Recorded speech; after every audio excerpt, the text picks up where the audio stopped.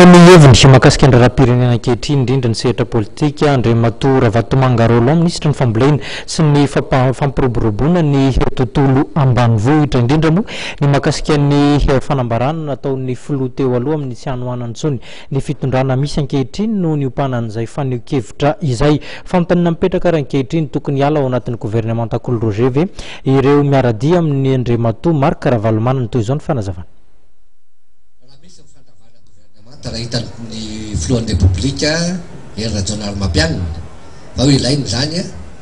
ka ozy miala ianao Ravatomanga dia izy misaotra betsaka Andriamatoa filoha nafinaritra ny niara niasa taminao na fony ianao mbola ministry ny vola sy ny teti-bola na ianao président de république mpinamantsika mijanona mpinamantsika makasitraka makatelina tompona zay no ataoko azy. Ny faharoa hoy ianareo hoe niteny président Ravalomanana tamin'izao daty na tamin'izao ora tsotra niany avaliko azy zay sy filoha Ravalomanana tsy sanatria zao vao mifankalala roapolo taona mahery zay rolany efa mifankalala ataoko amin'ny raha lahy mianaka izy ty filoham-pirenena izy zokiko izy manaja azy tanteraka ary matoky azy tanteraka mbola tsy nivadika taminy ary tsy manam-pikasana nivadika aminy atompoko raha tena reo fantatra miteny izy hoe ianareo hoe tokony hiala tsy manohana tsony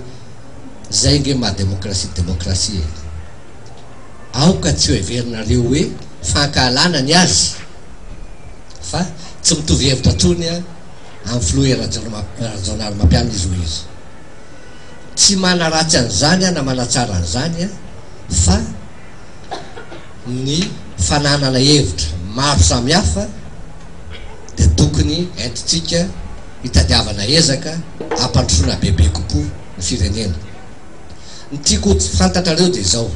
raha nyteny izy hoe tsy manohana an'io tsony nisy nyteny ho nyteny amin'ny magro hoe hiala ary tamin'izao dia miteny aminareo mbola tsy nahita na député iray avao Mouvance Ravalomanana azy niteny hoe hiala tsy hanohana tsony any fitondrana amin'izao fotoana raha niemotra kely izy ataoko hoe niemotra kely adidiko amin'ny mahafilohan'ny délégation na Mouvance adidiko amin'ny maha-ministra mampifanatona azy amin'ny rahalahy raisitro adidy ao anatrihan'Andriamanitra zany ohatra vahoaka malagasy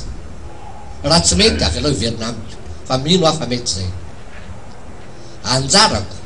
mitady zay lalana rehetra tsy misy olona sahiteny fa hoe tsy mahazo miverina eto Madagasikara filoha Marc Ravalomanana ary manamafy fa zany isa mitaky ny verenana eto